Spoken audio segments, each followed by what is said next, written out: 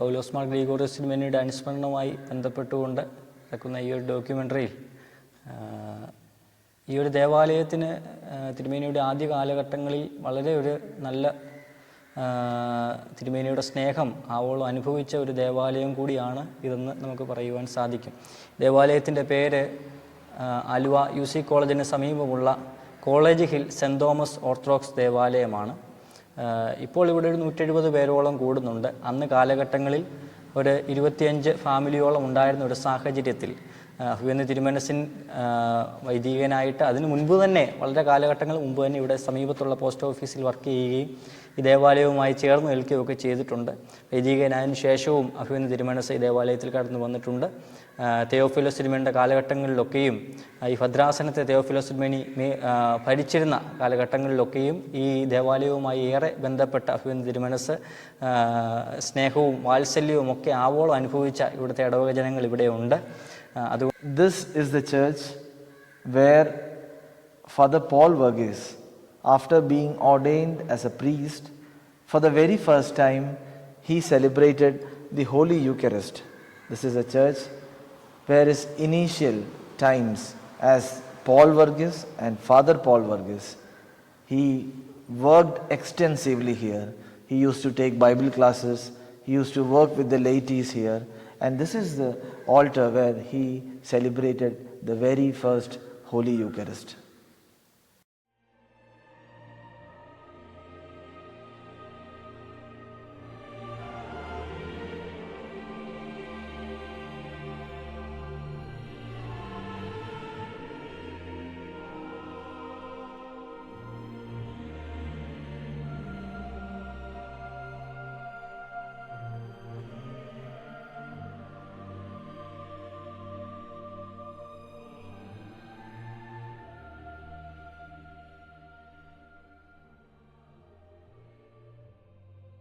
Dr. Paulos Mar Gregorius, while he was a laity, as Paul Verghese sir, he was greatly nourished and supported by late Mr. M. Tommen sir. Mar Gregorius, in his words about M. Tommen sir, he says, he is his spiritual elder brother. So while Mar Gregorius, as Paul Verghese, he visited the Aluva Fellowship House, M. Tommen sir inspired him, influenced him in a very positive manner, and through his interactions with M. Tommen sir and his family, Paul Verghese was greatly inspired to serve the church in the best possible way.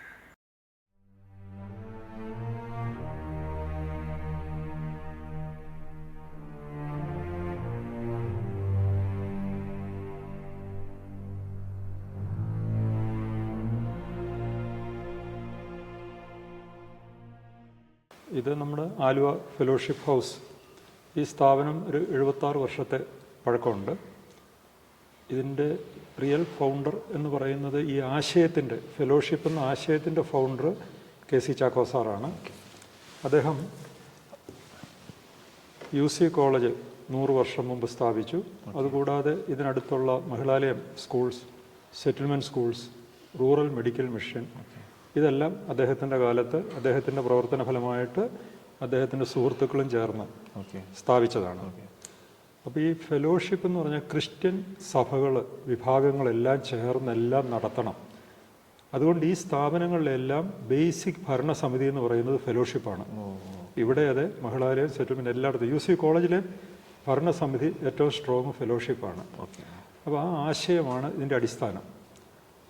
ആ 76 കൊല്ലത്തെ ഈ fellowship house ഉണ്ടാകുന്നത് 1947 KC Chacko sir മരിച്ചു കഴിഞ്ഞപ്പോൾ അദ്ദേഹത്തിൻ്റെ ഡിസൈപ്പിൾസും അദ്ദേഹത്തിൻ്റെ സ്റ്റുഡൻസും വളരെ devoted ആയിട്ടുള്ള ആളുകളുണ്ട്.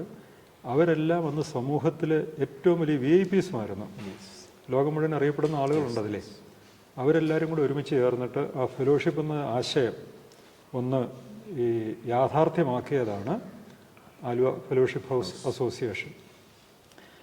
ഇതിൻ്റെ ദീർഘമായ കാലഘട്ടത്തിൽ ഒരു ദാർശനിക അന്തരീക്ഷം, ഒരു തിയോളജിക്കൽ അന്തരീക്ഷം, അതിനാണ് പ്രധാനമായിട്ട് ഊന്നൽ കൊടുത്തിരുന്നത്.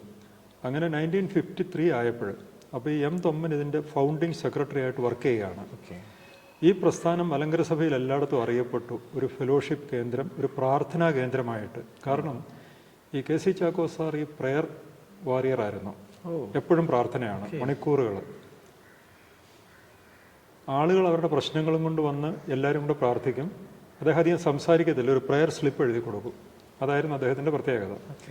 അപ്പം 1953 ഒരു വട്ടം വിദേശയാത്ര കഴിഞ്ഞ് പൗലോസ് ഗ്രിഗോറിയോസ് തിരുമേനി വന്നപ്പോൾ അദ്ദേഹം ഇവിടെ താമസിക്കാനാണ് ഇഷ്ടപ്പെട്ടത്. അവിടെ ഉണ്ടായിരുന്നവർ അദ്ദേഹത്തെ വെൽക്കം ചെയ്തു എന്ന് മാത്രമല്ല, ഒരു ചെറിയ വരുമാനം എന്നുള്ള നിലയിൽ ഒരു അസിസ്റ്റൻറ്റ് സെക്രട്ടറി, ഈ സ്ഥാപനത്തെ സംബന്ധിച്ച് അദ്ദേഹം അസിസ്റ്റൻറ്റ് സെക്രട്ടറി എന്ന് പറഞ്ഞാൽ വളരെ വലുതാണ്, പക്ഷേ ഒരു അസിസ്റ്റൻറ്റ് സെക്രട്ടറി എന്നുള്ള പോസ്റ്റ് അദ്ദേഹത്തിന് കൊടുത്തു. ഈ വർക്ക് ചെയ്ത സമയത്ത് അദ്ദേഹം സെക്രട്ടറി ടു എം തോമൻ. അതെ, എം തൊമ്മൻ സാറ് സെക്രട്ടറി. ഈ സെക്രട്ടറി എന്ന് പറയുന്നതും ഈ സ്ഥാപനത്തിന് ഇന്നു വരെ ചെയർമാൻ ഇല്ല. ഇതിൻ്റെ CEO ഓൾ ഇൻ ഓൾ എന്ന് പറയുന്ന സെക്രട്ടറിയാണ്, ഒരു ട്രഷററും, ബാക്കിയെല്ലാം ഹെൽപ്പ് ചെയ്യുന്ന കമ്മിറ്റികളാണ്. അപ്പോൾ അദ്ദേഹത്തെ ഒരു അസിസ്റ്റൻറ്റ് സെക്രട്ടറി എന്ന് വെച്ചാൽ എന്തെങ്കിലും ഒരു ശമ്പളം കൊടുക്കാൻ പറ്റുള്ളൂ. ഒരു ചെറിയ ശമ്പളം കൊടുത്തു.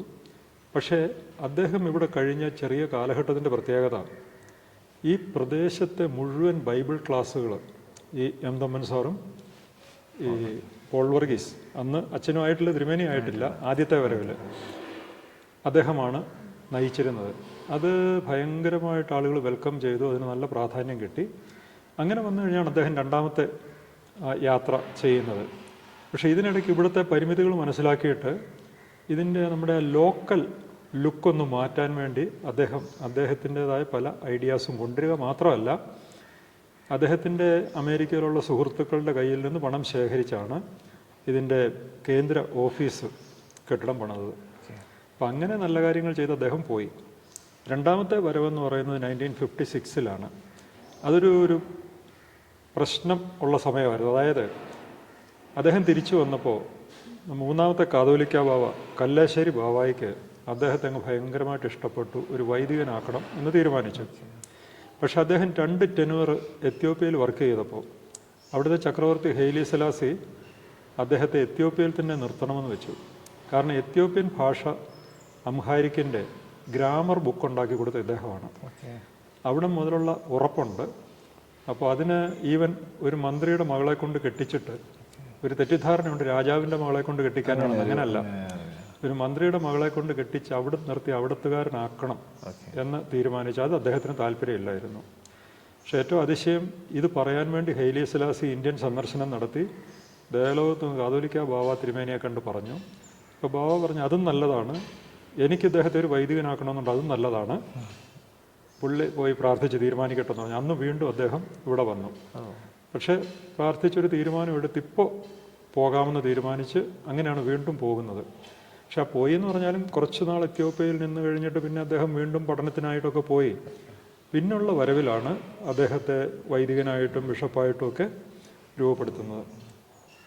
അപ്പോൾ ഈ സ്ഥാപനത്തിൻ്റെ വളർച്ചയിൽ ഈ ആദ്യ കാലഘട്ടത്തിൽ ഒരു ഔട്ട്ലുക്ക് മാറ്റാനായിട്ട് അദ്ദേഹത്തിന് സാധിച്ചു. അത് വേണ്ട വിധത്തിൽ നമ്മൾ ആദരിക്കുന്നുണ്ട്. കാരണം നമ്മുടെ ചാക്കോ ഹോംസിൻ്റെ രണ്ടാമത്തെ പ്രോജക്റ്റ് വന്നപ്പോൾ അതിന് ഡോക്ടർ പൗലോസ് മാർ ഗ്രിഗോറിയോസ് മെമ്മോറിയൽ ബ്ലോക്ക് എന്നാണ് പേര് കൊടുത്തിരിക്കുന്നത്. അത് ഒരു വലിയ ബ്ലോക്കാണ് താനും. മാത്രമല്ല, ഞാൻ 2013 ഈ സെക്രട്ടറിയായിട്ട് ചാർജ് എടുക്കുന്നത്. എനിക്ക് അദ്ദേഹത്തെ കണ്ടപ്പോൾ മുതലുള്ള ബഹുമാനം എടുത്തിട്ട് അന്ന് മുതൽ ഒരു ആനുവൽ ലെക്ചർ സീരീസ്, അത് അദ്ദേഹത്തിൻ്റെ ജീവിതവുമായിട്ട് അതുപോലെ ബന്ധപ്പെട്ട് നിൽക്കുന്ന ആൾക്കാരെ കണ്ടുപിടിച്ച് ഓരോ വർഷവും കൊണ്ടുവന്ന് ഇന്നുവരെ മുടങ്ങാതെ ആ ലെക്ചർ സീരീസ് നടത്തിയിട്ടുണ്ട്. ഈ വർഷം നമ്മുടെ ബോംബെ ഡയോസിസിൻ്റെ കൂർലോസ് തിരുമേനിയാണ്. കൂർലോസ് തിരുമേനിയും അദ്ദേഹവുമായിട്ടും അതേ ബന്ധമുണ്ടായിരുന്നു. പൗലോസ് മാർ ഗ്രിഗോറിയോസ് തിരുമേനിയുടെ പേരിലുള്ള ഒരു ബാലഭവനൊക്കെ ഉണ്ട് ഇവിടെ തലക്കോട്. അതിൻ്റെ ചെയർമാനായിട്ട് വരുന്നത് കൂർലോസ് തിരുമേനി തന്നെയാണ്. അപ്പോൾ ഈ വർഷത്തെ ആനുവൽ ലെക്ചർ നടത്താനായിട്ട് തിരുമേനി വരുന്നു. ഞങ്ങളുടെ പുതുക്കിയ ഓഫീസ് കെട്ടിടത്തിൻ്റെ കൂതാശയും ചെയ്യുന്നു. അപ്പോൾ അങ്ങനെ ഇവിടുത്തെ പ്രവർത്തനങ്ങളുമായിട്ട് തിരുമേനി ഇത്രയും ബന്ധപ്പെട്ടാണ് കിടക്കുന്നത്. പിന്നെ അച്ഛൻ രണ്ടാമത് ചോദിച്ച സംഗതി, അതിനു മുമ്പ് എനിക്ക് തിരുമേനിയോട് ബഹുമാനം ഉണ്ടാകാൻ കാരണം, ഞാൻ 1965 മുതൽ 69 വരെ ഒരു സൺഡേ സ്കൂൾ വിദ്യാർത്ഥിയായിരുന്നു. ഞാൻ ഉണ്ടാക്കിയ റെക്കോർഡ് ഇന്നുവരെ ആരും തകർത്തിട്ടില്ല. കാരണം സോണൽ മത്സരങ്ങളല്ല, അഖില മലങ്കര മത്സരങ്ങളായിരുന്നു. 5 വർഷം തുടർച്ചയായിട്ട് 3 ഇനങ്ങളിൽ ഞാൻ സമ്മാനം വാങ്ങി. ഇന്നുവരെ അങ്ങനെ ഒരു റെക്കോർഡില്ല. പിന്നെ അഖില മലങ്കര മത്സരമില്ല, സോണലായി. പക്ഷേ അതെൻ്റെ ഒരു റെക്കോർഡാണ്. അപ്പോൾ നമുക്ക് ഈ കാര്യങ്ങളിൽ താല്പര്യമുണ്ട്. യുവ മീറ്റിങ്ങുകളിലും വിദ്യാർത്ഥി സമ്മേളനങ്ങളിലും പോയി അറ്റൻഡ് ചെയ്യും. അങ്ങനെ വന്ന അവസരത്തിൽ ഈ തിരുമേനിയെ ശ്രദ്ധിച്ചത്, നമ്മുടെ ബാക്കി എല്ലാ പുരോഹിതന്മാരും മഹാപുരോഹിതന്മാരും എല്ലാം അവരാ പഠിച്ച സെറ്റപ്പിനകത്ത് നിന്ന് മാത്രമേ ചോദ്യങ്ങൾക്ക് ഉത്തരം പറയുള്ളൂ. അതിൽ നിന്ന് മാറാൻ ഭയവുമാണ്. അതില്ലാതെ എൻ്റെ ജീവിതത്തിൽ ഞാൻ കണ്ട ഏക വ്യക്തി. മറ്റു പലരും ഈ ഷൈൻ ചെയ്യാൻ വേണ്ടിയിട്ട് കുറേ വിപ്ലവകരമായിട്ടൊക്കെ പറയുമെങ്കിലും അതൊക്കെ അബദ്ധമാണ്. പക്ഷേ പറയുന്നത് എന്താണെന്ന് മനസ്സിലാക്കി പറയാനായിട്ടുള്ള. അപ്പോൾ ഇൻ്റർവ്യൂവിൽ പറയുന്നത് ശരിയല്ലെങ്കിൽ അച്ഛൻ കട്ട് ചെയ്തേക്കുക. ഒരു മീറ്റിങ്ങിൽ ഞാൻ ചോദിച്ചു, ഈ മാമോദീസായ്ക്ക് ജന്മപാപം പരിഹരിക്കുമെന്ന് പറയുന്നു, അത് തിരുമേനിയുടെ അഭിപ്രായം എന്താണെന്ന് ചോദിച്ചു. നേരെ പറഞ്ഞു, ജന്മപാപം എന്ന് പറയുന്നത് പാപത്തിന് പ്രാധാന്യം കൊടുക്കുന്ന ചില സഭാവിഭാഗങ്ങളുമായിട്ടുള്ള നമ്മുടെ ബന്ധത്തിൽ നിന്ന് വന്ന വികലമായിട്ടുള്ള ഒരാശയമാണ്. കാരണം ദൈവം മനുഷ്യനെ സൃഷ്ടിച്ചു, ഇനി നീ സൃഷ്ടിക്കുക എന്ന് പറഞ്ഞു വിട്ടു. അതിനകത്ത് ഒരു കുട്ടി ജനിക്കുന്നതിനകത്ത് പാപമില്ല. ആ ജന്മത്തിന് വേറെ ദാവീദിൻ്റെ കാര്യം പറഞ്ഞ പോലെ പ്രശ്നങ്ങളുണ്ടെങ്കിൽ അത് വേറെ, അതൊരു യൂണിവേഴ്സലായിട്ടുള്ള കാര്യമല്ല. അതുകൊണ്ട് ജന്മപാപം എന്നൊന്നില്ല എന്ന് അദ്ദേഹം വളരെ ക്ലിയറായിട്ട് പറഞ്ഞു. അതുപോലെ ഏത് വിഷയത്തെക്കുറിച്ച് അദ്ദേഹത്തോട് ചോദിച്ചാലും. അപ്പോൾ ഞാൻ 69 മുതൽ 75 വരെ കോട്ടയം CMS കോളേജിലെ വിദ്യാർത്ഥിയായിരുന്നു. വിദ്യാർത്ഥി പ്രസ്ഥാനത്തിൻ്റെ സെക്രട്ടറി ആയിരുന്നു. അപ്പോഴൊക്കെ ഇദ്ദേഹത്തെ പോയി പ്രസംഗത്തിന് വിളിക്കാനും ഒക്കെയുള്ള അവസരങ്ങൾ കിട്ടിയിട്ടുണ്ട്. അപ്പം എനിക്ക് അദ്ദേഹത്തെക്കുറിച്ചുള്ള ഒറ്റ വാക്കിലുള്ള ഇംപ്രഷൻ, ഒറിജിനൽ തിങ്കിങ് ഉള്ള മലങ്കര സഭയിലെ ഏക വ്യക്തി എന്ന് ആ കാലഘട്ടത്തിൽ എനിക്ക് പറയാൻ സാധിക്കുമായിരുന്നു. ആ റെസ്പെക്റ്റാണ് ഞാൻ ഇവിടെ വന്നപ്പോൾ അദ്ദേഹത്തിന് വേണ്ടിയുള്ളൊരു ആനുവൽ ലെക്ചർ സീരീസായിട്ട് ഇന്നുവരെ കൊണ്ടുപോകാനായിട്ട് സാധിച്ചത്. അത് നമ്മുടെ സഭയിലെ VIPs തന്നെ വന്ന് അദ്ദേഹത്തെക്കുറിച്ച് സംസാരിക്കാറുണ്ട്. എന്നുവെച്ചാൽ രണ്ടാമത്തെ ചോദ്യം, ഇതുപോലുള്ള ആളുകളുടെ അഭാവം ഭയങ്കരമായിട്ട് ഫീൽ ചെയ്യുന്നുണ്ട്. അതെങ്ങനെയാണെന്ന് ചോദിച്ചാൽ, നമ്മുടെ സഭയുടെ സാധാരണയുള്ള ചടങ്ങുകൾ, കുർബാന, പെരുന്നാൾ, ഇതൊക്കെ നടക്കുന്നതിന് ഇപ്പോൾ ഉള്ളവരുടെ ബുദ്ധിയും കഴിവുമൊക്കെ മതി. പിന്നെ സാധാരണ ജനങ്ങൾ ചോദിക്കുന്ന ചോദ്യത്തിന് ഉത്തരം പറയാനും അതൊക്കെ മതി, അവർ തൃപ്തരായിട്ട് പോകും. പക്ഷേ ഇന്നത്തെ യുവതലമുറയ്ക്ക് അദ്ദേഹം ഉണ്ടായിരുന്നെങ്കിൽ കിട്ടാമായിരുന്ന പ്രയോജനം ഇന്ന് വേറെ ആരിൽ നിന്നും കിട്ടാനില്ല. അഥവാ അതുപോലൊരാൾ ഇനി ജന്മമെടുക്കുന്നത് നമ്മുടെ ഈ ആയുസ്സിലുണ്ടോ നമുക്കറിയത്തില്ല. അദ്ദേഹം കോപിക്കുമായിരുന്നു എന്നൊക്കെ ആളുകൾ പറയാറുണ്ട്. പക്ഷേ ആ കോപമെന്ന് പറയുന്നത് നമ്മൾ അദ്ദേഹത്തിൻ്റെ ലെവലിലേക്ക് ഉയരാതിരിക്കുമ്പോഴാണ് ഈ കോപം ഉണ്ടാകുന്നത്. കാരണം അത് വേറൊരു പ്ലെയിനിലുള്ള തിങ്കിങ് ആണ്.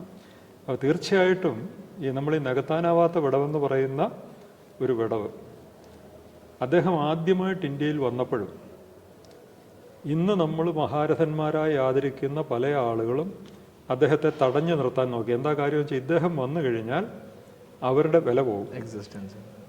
അത് നമ്മുടെ ഡോക്ടർ ഫിലിപ്പോസ് മാർ തെയോഫിലോസ് തിരുമേനി, അന്ന് K. ഫിലിപ്പോസ് അച്ഛൻ, അദ്ദേഹത്തിന് മാത്രം മനസ്സിലായി. അദ്ദേഹമാണ് കൂട്ടിക്കൊണ്ടുപോയി മൂന്നാമത്തെ കാതോലിക്ക ബാവ, കല്ലാച്ചേരി ബാവയുടെ അടുത്ത് കൊണ്ടുചെല്ലുകയും മറ്റുള്ളവരെല്ലാം ദോഷം പറഞ്ഞിട്ടും ഒറ്റയ്ക്ക് പോൾ വർഗീസുമായിട്ട് സംസാരിച്ച്, നിങ്ങൾ ഉദ്ദേശിച്ചതുപോലെയല്ല, വെസ്റ്റേൺ തിയോളജി പഠിച്ചിട്ടും ഈസ്റ്റേൺ തിയോളജി നഷ്ടപ്പെടുത്താത്ത വ്യക്തിയാണ്, ഇയാളെ കൊണ്ട് യാതൊന്നും പേടിക്കാനില്ല എന്ന് പറഞ്ഞാണ് ഈ വൈദികനാക്കണമെന്നുള്ള. അവിടെ നിന്നുള്ള അദ്ദേഹത്തിൻ്റെ വളർച്ചയിൽ പ്രോത്സാഹിപ്പിക്കാനല്ല, തടസ്സമിടാനാണ് എല്ലാവരും നോക്കിയിരുന്നത്. പക്ഷേ സൂര്യൻ്റെ പ്രകാശത്തെ മറച്ചു വെക്കാൻ പറ്റില്ല എന്ന് പറയുന്ന പോലെ അദ്ദേഹത്തിൻ്റെ ആ മുന്നോട്ടുള്ള പ്രവർത്തനത്തെ തളർത്താൻ സാധിച്ചെങ്കിലും തടയാൻ സാധിച്ചില്ല. അതിൻ്റെ ഫലമാണ് ഇന്നത്തെ വൈദിക സെമിനാരി. തെയോഫിലോസ് തിരുമേനിയും ഗ്രിഗോറിയോസ് തിരുമേനിയുമാണ് അതിൻ്റെ ശില്പികൾ. പണ്ടത് പ്രൊട്ടക്റ്റ് ചെയ്ത ആളുകൾ ഉണ്ടാവാം നഷ്ടപ്പെടാതെ. പക്ഷേ ഇന്നത്തെ ലെവലിലേക്ക് ഉയർത്താൻ, അതാണ് ഞാൻ ഫെലോഷിപ്പിനെ കുറിച്ച് പറഞ്ഞത്, ആ ലെവൽ ഉയർത്താനായിട്ട് സാധിക്കുന്ന ഒരു വ്യക്തിയാണ് അദ്ദേഹത്തിൻ്റെ എക്സ്പോഷർ. അത് നമ്മളെല്ലാ വർഷവും ഇവിടെ ആദരിക്കുന്നു. പിന്നെ എനിക്കൊരു അഡ്വാൻറ്റേജ് ഉള്ളത്, അദ്ദേഹത്തെ കണ്ട് കൂടെ പ്രവർത്തിച്ച ആളുകൾ ഇന്നിവിടെ ഉള്ളതുകൊണ്ട് കുറച്ചുകൂടി ഒരു ഒറിജിനൽ ഫീലിംഗ് കിട്ടുന്നുണ്ട്. ഒരു ലേ ലീഡർഷിപ്പ് നമ്മുടെ സഭയിൽ അങ്ങനെ നമ്മൾ പലപ്പോഴും ലീഡർഷിപ്പ് എന്ന് പറയുമ്പോൾ കൂടുതലും അതൊരു ഒരു പ്രീസ്റ്റ്ലി ലീഡർഷിപ്പ് അങ്ങനെയാണ് പലപ്പോഴും നമ്മൾ കാണാറുള്ളത്. മറ്റ് സഭകളിലും കൂടുതലായി കാണാനുള്ള ഇതാണ്. എന്നാൽ ഒരു ലേറ്റി ലീഡർഷിപ്പിനെ പറ്റി ഒരു ദർശനവും അതിനെപ്പറ്റി അതിനെ പ്രോത്സാഹിപ്പിക്കുകയും മറ്റുള്ളവരെയും, അതൊരു വലിയൊരു ക്വാളിറ്റി തിരുമേനിയിൽ ഉണ്ടായിരുന്നു എന്ന് സാർ അതിനെ ഒന്ന് എക്സ്പ്ലെയിൻ ചെയ്യാമോ? ഇപ്പോൾ ഞാൻ അദ്ദേഹത്തിൻ്റെ ഒരു മീറ്റിംഗ് അറ്റൻഡ് ചെയ്തിരുന്നു. അതായത് ഈ ലോകം മുഴുവനുള്ള യാത്രയുടെ തിരക്കിൽ, കോട്ടയം വൈദിക സെമിനാരി പ്രിൻസിപ്പാൾ ആയിരിക്കുമ്പോഴത്തെ കാര്യമാണ്, ലോകം മുഴുവനുള്ള ഈ യാത്രയുടെ ഇടയ്ക്ക് തിരുമേനിയുടെ കൂടെ 2 ദിവസം എന്ന് പറഞ്ഞിട്ട് ഒരു കോൺഫറൻസ്, ലൈമൻസ് കോൺഫറൻസ് നടത്തുമായിരുന്നു. സെലക്ട് ചെയ്ത 30 പേര് മാത്രമേ അതിൽ അറ്റൻഡ് ചെയ്യുള്ളൂ. അവർ കോട്ടയത്തെ സോഫിയ സെൻറ്ററിൽ താമസിക്കും. രാവിലെ പ്രാർത്ഥന മുതൽ തിരുമേനി കൂടെ ഉണ്ടായിരിക്കും. പ്രാർത്ഥന, ഭക്ഷണം, മീറ്റിംഗ് എല്ലാം തിരുമേനി. ആ 2 ദിവസത്തേക്ക് തിരുമേനിക്ക് വേറെ ഒരു പ്രോഗ്രാമും ഇല്ല, വേറെ ആരോടും സംസാരിക്കാനും പോകത്തില്ല. അതിൽ ഈ VC സാമുവലച്ചനെ പോലെയുള്ള വലിയ ആളുകൾ ഉണ്ടായിരുന്ന കൂടെ ഈ അവസാന 3 പേരെ തിരഞ്ഞെടുക്കാനുള്ള റൈറ്റ് അന്ന് സെക്രട്ടറി ആയിരുന്ന ഷമ്മാശനാണ്. ആ പരിചയത്തിലാണ് എന്നെയൊക്കെ വിളിക്കുന്നത്. പക്ഷേ ലൈഫിൽ ഏറ്റവും ഹെവി ആയിട്ടുള്ള മീറ്റിംഗ് ആയിട്ടാണ് ആ സമയത്ത് നമ്മൾ ഈ കാണുന്ന തിരുമേനിയല്ല, ഇവരുടെ കൂടെ നടക്കുന്ന തിരുമേനിയാണ്. നമ്മളെന്തെങ്കിലും ആശയങ്ങൾ പറഞ്ഞാൽ അത് കേൾക്കുക, ശ്രദ്ധിക്കുക, നല്ലതാണെന്ന് തോന്നിയ ഉടനെ ഷമ്മാശനോട് പറയും, ഷമ്മാശ് അതൊന്ന് നോട്ട് ചെയ്തോളൂ എന്ന് പറയും. അപ്പോൾ അങ്ങനെ ഒരു കോൺഫറൻസ്, അത് 2 കൊല്ലവും മറ്റും കാത്തിരുന്നിട്ടാണ് ഈ കോൺഫറൻസ് വെക്കുന്നത്. അപ്പോൾ ആ ലേറ്റ് ലീഡർഷിപ്പിന് അദ്ദേഹം പ്രാധാന്യം കൊടുത്തിരുന്നു. പക്ഷേ ഇപ്പോൾ നിർഭാഗ്യവശാൽ അത് 2 കാര്യങ്ങളാണ്. ഒന്ന്, പുരോഹിതന്മാരുടെ എണ്ണം വളരെയേറെ വർദ്ധിക്കുന്നു. കാരണം ഞാൻ അതിനുള്ളൊരു മീറ്റിങ്ങിലും അറ്റൻഡ് ചെയ്തിരുന്നു. അതായത് നാഗ്പൂർ സെമിനാറിലും കോട്ടയം സെമിനാറിലും ഓരോ വർഷവും ഇറങ്ങുന്ന വൈദികർക്ക് പാസ്റ്ററൽ സർവീസ് കൊടുക്കാനായിട്ടുള്ള സ്കോപ്പില്ല. അപ്പോൾ എന്ത് ചെയ്യണം? ബിയോണ്ട് ദി ബോർഡേഴ്സ് എന്ന് പറഞ്ഞൊരു ചർച്ച വന്നു. അതിനകത്ത് ഇവർക്ക് ചിന്തിക്കാനുള്ള വിഷയം അവതരിപ്പിക്കാനുള്ള ഒരു പ്രസംഗം എനിക്ക് കിട്ടി. അപ്പോൾ ഞാനും ഈ യാഥാർത്ഥ്യത്തെക്കുറിച്ച് ബോധവാനാണ്. ശരിക്ക് നമ്മൾ എല്ലായിടത്തും ലോക്കലായിട്ട് ആ ലേറ്റ് ലീഡർഷിപ്പ് വളർത്തിയെടുത്ത് അത് ചർച്ചിനുള്ള ഒരു സപ്പോർട്ടായിട്ട് എടുക്കേണ്ടത് വളരെ ആവശ്യമാണ്. കാരണം ഇന്നിപ്പോൾ ചില സഹോദര സഭകളിൽ ലേറ്റിയെ അടിച്ചമർത്താൻ പറ്റാത്ത രീതിയിൽ ലേറ്റ് റിയാക്ട് ചെയ്തുകൊണ്ടിരിക്കുകയാണ്. അങ്ങനെ വരുമ്പോൾ തലമുറകളായിട്ട് നമ്മൾ ഈ മഹാപുരോഹിതന്മാർക്കും പുരോഹിതന്മാർക്കും കൊടുത്തിരുന്ന സ്ഥാനം ഇവരുടെ സാധാരണ സംസാരങ്ങളിൽ നഷ്ടപ്പെടുക. പിന്നെ ഏറ്റവും വലിയ ദോഷം, കണ്ണും പൂട്ടി ആക്രമിക്കുന്ന മീഡിയ. ഇന്നത്തെ സോഷ്യൽ മീഡിയ എന്ന് പറയുന്നെങ്കിലും ആൻറ്റി സോഷ്യൽ മീഡിയ ആയിട്ടാണ് മാറിയിരിക്കുന്നത്. ആർക്കും ആരെയും വിമർശിക്കാം. നമ്മൾ മുഖത്തോട് സംസാരിക്കുകയാണെങ്കിൽ ആരാണ് അതൊന്ന് നോക്കി ഒരു പ്രതിപക്ഷ ബഹുമാനത്തോടെയാണ് നമ്മൾ സംസാരിക്കുക. മീഡിയയിൽ അതില്ല. ഇത് ശരിക്കു പറഞ്ഞാൽ നല്ലൊരു ലേറ്റ് ലീഡർഷിപ്പ് ഡെവലപ്പ് ചെയ്താൽ ഇന്ന് നടക്കാതിരിക്കുന്ന മലങ്കര സഭാ സമാധാനം എന്ന് പറയുന്നത് വളരെ വേഗത്തിൽ നടക്കുന്നുണ്ട്. അതില്ലെങ്കിൽ എല്ലാവരും തമ്മിലടിച്ച് ഈ തലമുറയിലും ഇത് അവസാനിക്കാതെ, ഞാൻ എഴുതുന്നതിലൊക്കെ ഞാൻ എഴുതാറുണ്ട്, കോടതി വിധി എങ്ങനെ അനുസരിക്കണമെന്നുള്ളത് നമ്മൾ ബിഷപ്പന്മാർക്ക് വിടുക. പക്ഷേ അടുത്ത തലമുറയിലേക്ക് സഭയെ മാത്രം ഹാൻഡ് ഓവർ ചെയ്യുക. ഈ കേസും വഴക്കും ഹാൻഡ് ഓവർ ചെയ്യരുത്. ചെയ്താൽ നമ്മുടെ എക്സിസ്റ്റൻസിനെ അത് ബാധിക്കും. കാരണം മതത്തിനെതിരെ തന്നെ, ദൈവവിശ്വാസത്തിനെതിരെ തന്നെ ആയുധങ്ങൾ എടുക്കാൻ ആളുകൾ നോക്കി നിൽക്കുകയാണ്.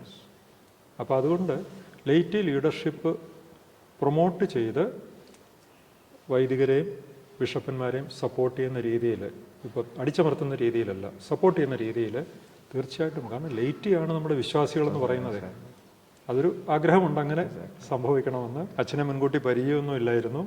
പക്ഷേ ഈ ഒരു തലമുറയിൽ ഒരിക്കൽ മാത്രം ഉണ്ടാകുന്ന ഒരു വ്യക്തിയെക്കുറിച്ച്, ഇപ്പോൾ കേരളത്തിലാണെങ്കിൽ KM ജോർജ് അച്ഛൻ്റെ പരിശ്രമഫലമായിട്ട് MG യൂണിവേഴ്സിറ്റിയിൽ പൗലോസ് മാർ ഗ്രിഗോറിയോസ് ചെയർ ഒക്കെ ഉണ്ട്.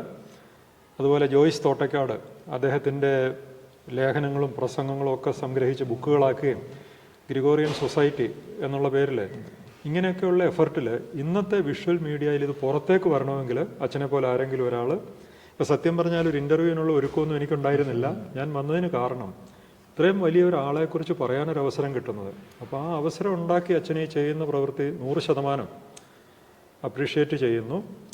കാരണം ഇത് ഇന്നത്തെ തലമുറയിലേക്ക് ഇങ്ങനെ ഒരാളുണ്ടായിരുന്നു എന്നുള്ളതും ആ ആളുടെ സിഗ്നിഫിക്കൻസ് എന്താണെന്നുള്ളതും കാണിച്ചു കൊടുക്കാൻ അച്ഛനൊരു എഫർട്ട്, അതായത് അച്ഛന് ചെറിയൊരു ഡിഗ്രി കിട്ടാൻ വേണ്ടി മാത്രമല്ല, അതിൻ്റെ പുറത്തൊരു വലിയ എഫർട്ട് നടക്കുന്നുണ്ട്. തീർച്ചയായിട്ടും മുന്നോട്ടാണെങ്കിൽ ഇതിനാവശ്യമുള്ള നമ്മളെക്കൊണ്ട് പറ്റുന്ന എല്ലാ പിന്തുണയും തരുന്നു. അതേറ്റവും ഭംഗിയായിട്ട് നടക്കട്ടെ. അച്ഛൻ ഡൽഹിയിൽ നിന്ന് കഷ്ടപ്പെട്ട് ഇതിനായിട്ട് ഇവിടെ വരെ വന്നു എന്നുള്ളതും ഞങ്ങൾക്ക് ഇത്രയൊക്കെ ചെയ്തു തരാൻ സാധിച്ചു എന്നുള്ളതും വളരെ സന്തോഷം നടന്നു. പ്രത്യേകമായിട്ട് അച്ഛൻ്റെ കാര്യങ്ങൾ വിജയിക്കാനായിട്ട് പ്രാർത്ഥിക്കുകയും ആശംസിക്കുകയും ചെയ്യും.